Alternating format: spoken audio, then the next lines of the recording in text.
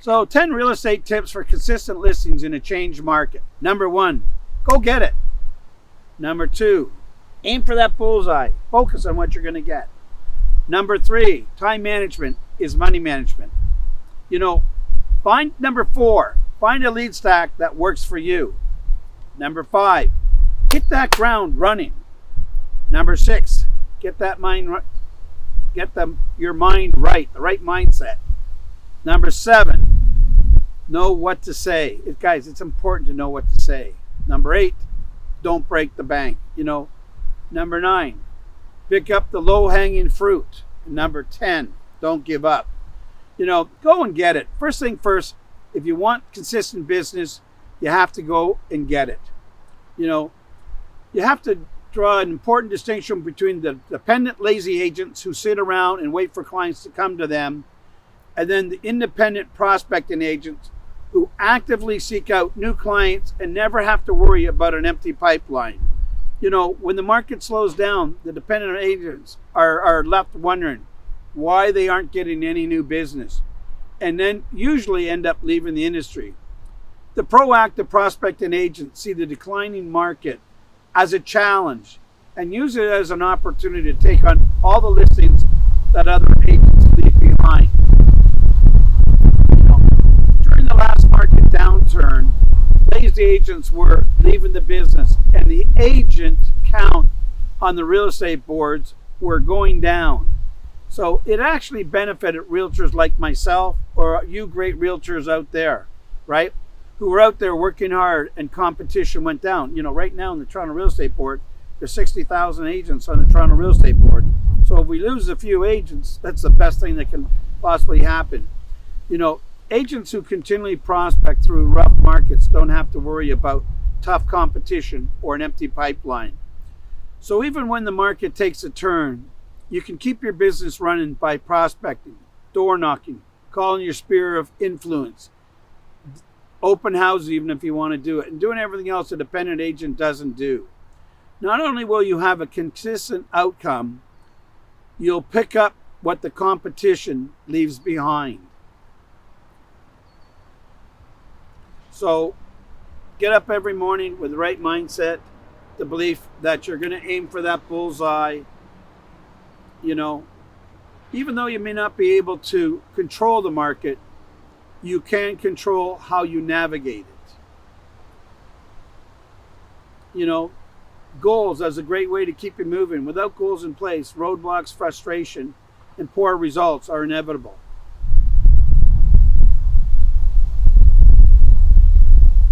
If you want more listens, consistent cash, and peace of mind, you've got to know that you're aiming at it. You've got to go for that bullseye. You have to have that target. You have to have that direction. So start by looking at what you've achieved so far. How many homes did you sell last month? How many did you sell last year? And how often did you call your sphere of influence to ask if they're ready to buy or sell? Or how many times did you get on the phone to prospect? Start with the basics to set clear, attainable goals, then build on what you've already done. You can text message somebody, email them, send them a video to them, send them a letter, whatever you may do. If you already have goals set, are they broken down into smaller, more manageable chunks? If you don't have goals, grab a notepad or your video recorder and write something down. Knowing you can set and achieve goals will have a great impact on your income and act as a defense against the declining market. Number 3, time management is money. And it's money management. Beautiful day out here, isn't it? I hope you're going to have a nice practice round up. It's so beautiful. So that's why we figured do a little video here. It's so nice. What are you doing? I'm just doing a video. Successful and unsuccessful parties have one thing in common. They both desire a consistent and predictable income. Where they differ is in the ability to manage time and stick to a daily routine. In order to hit whatever your transactions a year, no matter what the market conditions is, prospecting should always be in your routine, no matter what.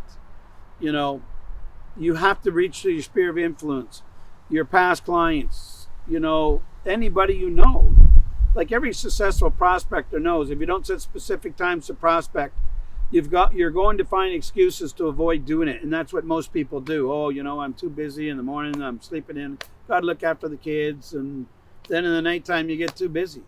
The morning is the best time. You're fresh, you're relaxed, and most people are home, or if they're not, leave a message. The best time to prospect is in the morning, late afternoon into the evening. Get out your planner, Google Calendar, daily to-do list, and prioritize, and you'll earn a predictable income, even in an unpredictable market. With a clear routine and the motivation to follow through, you'll never worry about where your next listings will come from. Number 4, find a lead stack that works for you. Everybody should have a lead stack. With prospecting prioritized in your daily schedule, you'll have to figure out exactly what to prospect. Calling the right leads at the right times can boost your contact rate and the amount of listings you'll take. So, there's so many different people you can call. So start with for sale by owners, then houses that are no longer on the market, then potential buyers, sign calls, ad calls, internet calls. Finally, your circle back to your past clients. Pick a routine on your lead stack and get it in place.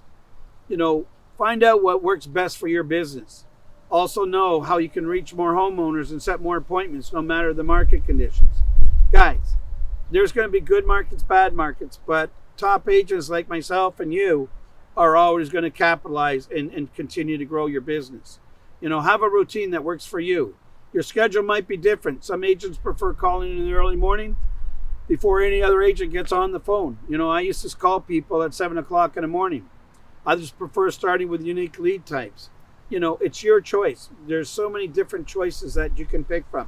Just pick one and continue to do it. The important thing to note here is that there isn't one perfect way to create a successful schedule. Try a few different schedules and that lead stacks to determine what works best for you and your market. It's one of the nicest things about having your own real estate business. And everybody, if you're in the business, has your own business. You get to set up, then change it exactly how you want. You're all independent contractors. You might work for a team, you might work for somebody, you work for yourself, but it's still your business. Hit the ground running.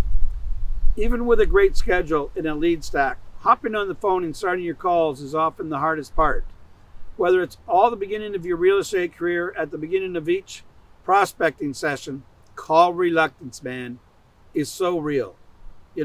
Most people, if you can just pick up the phone, if I pick up that phone, the hardest call is to make is the first. The next 40 are easy.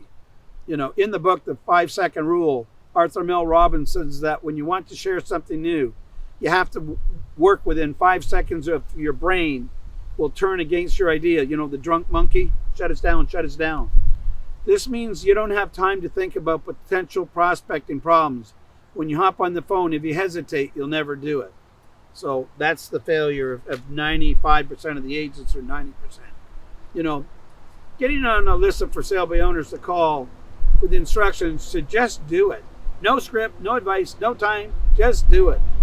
Even with little guidance, your drive to be successful, and especially in the face of poor market conditions, is what will push you to be more creative, get more familiar as you do it more. So your first few listing appointments probably failed. Getting beat up over the phone is what leads most successful people like myself to become successful. Become a successful, experienced, and confident prospector with a consistent, predictable, and reliable business. Listen, every year my business is just growing and growing and growing. And even today, I'm calling my past clients my sphere of influence, for sale by owners. Calling around just listed, just sold. You don't give up. It's a continuous basis. Just like coal requires years of heat and pressure to become a diamond. Agents require heat and pressure of their own to come out on top as diamond prospectors. Getting your mind right, that to me is probably one of the most crucial things. Whether you're optimizing your schedule, overcoming your fear of calling, growing pains are inevitable. So what can you do to make them more tolerable? What's the best way to get out of bed every morning with the motivation to prospect? Even though the answer might be easy, the execution is where people usually get choked up, ready for it, right? just procrastination, one another hour in bed, whatever. What's your motivation? Have a dream board, right? Have your dream board. Look at your dream board every day, your vision board every single day. The key to staying motivated is getting your mind in the right place. As you likely heard before, mindset is everything in real estate, career, and you're unlikely to survive with a negative one, especially in any market, never mind a declining market. In the beginning, most people don't have that positive mindset, but you need to have that positive mindset. You need to have that learning mindset every single day. You need to continue to have that positive mindset and a learning mindset. I kept a positive mindset, and I just keep thinking in my head, I'm learning every single day. All the bad phone calls and awkward pauses were the stepping stone to a bulletproof career. A smooth sea has never made a skillful sailor, and an easy prospector never made a top producing agent. Resist the urge to let a negative call, person, or market lead you to negative mindset. A bad phone call into positive learning and opportunity for a better future. And I know every one of you want a better future. And I know you can have a better future. Get a coach, get a leader that can lead you and show you the way and follow that path, right? Knowing what to say. That's why you have to have a coach. You have to have a mentor to learn knowing what to do with these things. There's a learning curve for every aspect of prospecting. There are just as many ways to cut the learning curve in half. And the right scripts are one of the most effective. Knowing what to say, when to say it, it's an important thing. It'll only increase your confidence. Like, when I'm golfing, I'm playing bad, I play bad. Well, I had a birdie yesterday, my first birdie of the year. Man, I'm confident again. Which will, in turn, will increase your listing appointments. In time, the cycle will ultimately give you payback you want and need independent of market conditions. Do a Google search for real estate scripts and you'll get a ton of results. 74 million to be exact. Results like this can seem overwhelming, but that's why important, which is the best one. You just have to try a few, adapt them to your style and stick to the ones that give you the most success. But me, I'd look for a good coach. Listen to my coach, practice the scripts, rehearse and visualize and rehearse them. A soft approach tends to work best. Focus on asking the right questions. And your only goal is basically to set an appointment every single day. You need to go set that appointment every day. In training, you'll discover how top producers start every call by asking the right questions. The formula they use to overcome any objections and how they set appointments even after being rejected.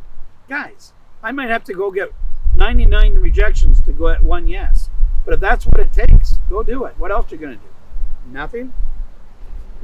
Don't break the bank. You might be thinking to yourself, hey, this is great advice, but how much is all this prospecting going to cost me, especially if the market changes? It all comes down to how you invest your money and your time. Don't break the bank. Guys, prospecting and stuff like that doesn't cost you any money, really. I mean, if you're advertising and all that type of marketing, that costs you lots of money. But picking up a phone or an email or text messages doesn't cost you any. Too many real estate agents get discouraged because they think spending money on flyers, mailers, ads on billboards will help them stay afloat. These might work for a few listings, but in a declining market, they're unlikely to pull you ahead, especially when you're already on a tough budget. If cost is an issue for you to consider investing in lead sources and prospecting tools that bring consistent value over time. Just like investing in stocks, invest in prospecting tools will promote long-term stability in a potentially unstable market. So, in a hot sunny day, had to look for a little bit of shade. So look for the tools. There's different, for sale by owner prospecting places you can go get sources. Look in the newspaper, look on Google, wherever. You can't afford much more, so invest in something that you can create consistency in your business. It's so easy to just get the leads and go and rock and roll with them. Guys, just get the leads, go rock and roll. For sale by owners, people that, were thinking about selling before, buyers that were thinking about buying before, your past clients, your center of influence, every single day, ask somebody if they're thinking about buying, thinking if they're selling, they know some of it may be, Everybody talks about real estate. Any get together, everybody talks about it. Starting small and bringing in different lead types over time will be the safety net And you need no matter which direction the market turns. 9, picking the low hanging fruit. As you discover which lead types work best for you, you'll learn that sometimes people don't answer or just aren't ready to sell their homes. But don't count on these leads, or don't quit on these leads quite yet. If you want to truly consistent listings, lead follow-up is essential. You can't just call somebody once and think it's going to materialize. I used to say 7 or 8 times that you had to reach somebody, but sometimes now it's 13, 14, 15 times or even more. So as you start to optimize your prospecting strategies for any market, integrate a solid follow-up strategy to tie up these loose ends. Agents who don't follow up with people lose out on way too many listings, always. Agents who do follow up find that no's become yes, since leads change their minds all the time. If someone says, we're not ready to quite sell yet, make a note to follow up with them in a few weeks or a month. Otherwise, when they are ready to sell, another agent will just come in and snatch them up. Remember people call them up. I've been talking to those people for years, and you just came in and snatched them up because I took action, And if you're worried about being annoying, don't. It's easy to assume your calls are starting to annoy people and skip follow-up calls together. I recommend avoiding this mindset by focusing on the potential earnings. It's a lot of calls, but keep in mind if your average is 5,000, 10,000, 15,000, 20,000, whatever it is, think of that, right? Number 10, don't give up. Don't give up. Don't give up. Stay with it. Even after our most magical money-making moments, it's easy to become discouraged and unmotivated on those days. I just don't want those days, right? No one has time for those days, especially when you have prospecting goals to achieve. You could have the best prospecting system in the world and still want to throw in the towel, when you wake up on the wrong side of the bed. And we've all woke up on the wrong side of the bed. Many days I don't feel like working, but they're the days sometimes I go and have my most productive days. You can too. These days, or get off on a bad call feeling discouraged, turns up the jams, get out of the office for a few minutes, call up a friend or who pumps you up, right? Go call a past client that was really happy what you did, right? Go call a friend, bounce some ideas off each other and get pumped up, right? Sometimes we can't pump ourselves up on our own, and that's okay. That's why we have an incredible team, create and pump up each other. Having people place some practice in place to help you when things get tough will hold you accountable and remind you of your ultimate goals. Just find some co-worker, a good friend, a parent, or your dog, or your cat Eva, to remind you that of your goals and who won't let you quit, right? Quitting is for people that are losers. And if you want to be successful, you're not going to quit. And I know that's why you're here. So get it and keep it. All these tips add up to one thing: a successful and consistent real estate business. If implemented, you're going to be a lot more confident, make more efficient prospecting calls, and get more listings, even in an ever-changing market. It doesn't matter what the market is. If you do what you're supposed to do every single day, you'll have an abundance of abundance. So the next time you see headlines about the market crashing or interest rates rising or this or that, you'll be safe and sound knowing that you implemented a system that's safeguarded against the unexpected. So if you're persistent, you'll get it. If you're consistent, you'll keep it. Persistent and consistency. You'll get it and you'll keep it. And I know that's what each and every one of you want. So go have a great day. Go make it a very beautiful prospect and a lead generation today, and then close and follow up. All the best. Take care.